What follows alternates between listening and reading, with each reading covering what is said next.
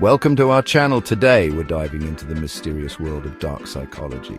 Now, before you go getting all freaked out, let me tell you, this ain't about turning you into some kind of puppet master. No sir, this is about awareness. This is about understanding the tools some folks use to influence others so you can spot it a mile away and protect yourself. We're going to uncover 10 psychological tricks that, let's be honest, work on anybody 99% of the time. You sticking with me? Let's get started.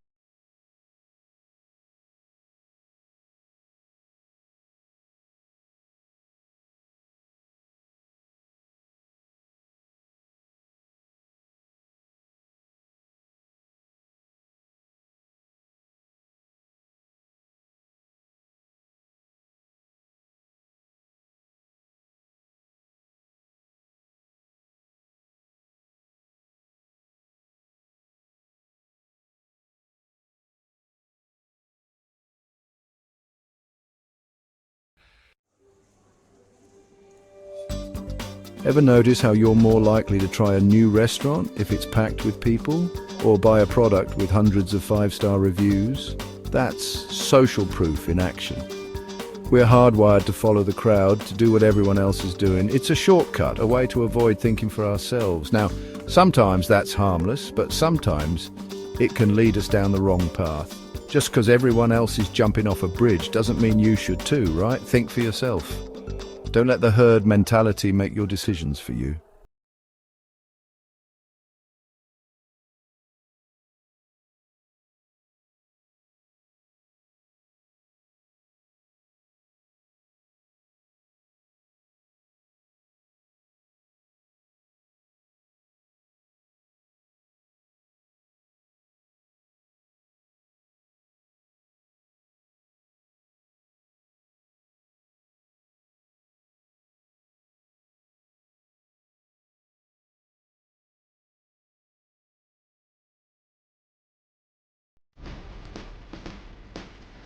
Chapter 4, Liking, You Like Me, You Really Like Me.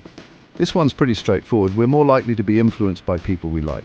Think about that charming salesperson, that charismatic politician, that funny friend who can convince you to do just about anything. They're masters of likability, and they use it to their advantage.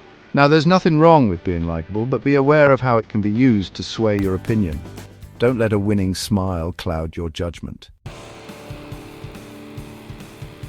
Chapter 5, Scarcity. Get it before it's gone. Ever notice how limited time offers and exclusive deals get you every time? That's scarcity at play. When we think something is about to disappear, we want it even more. It's like our primal instincts kick in, telling us, gotta get it now. This is why those infomercials scream about limited quantities and act now. They're trying to create a sense of urgency, to bypass your rational mind and go straight for the emotional trigger. Chapter 6, Commitment and Consistency. Staying true to your word. We all like to think of ourselves as consistent people, right? When we make a commitment, we want to stick to it, and that's exactly what this principle banks on.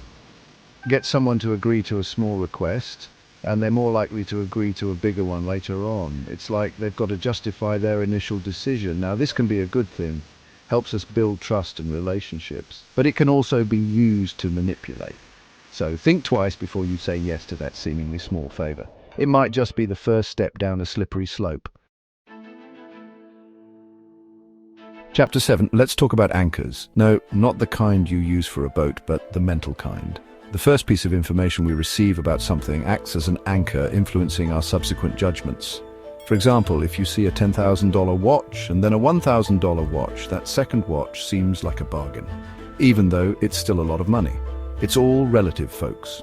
So be aware of how this principle can be used to manipulate your perception of value.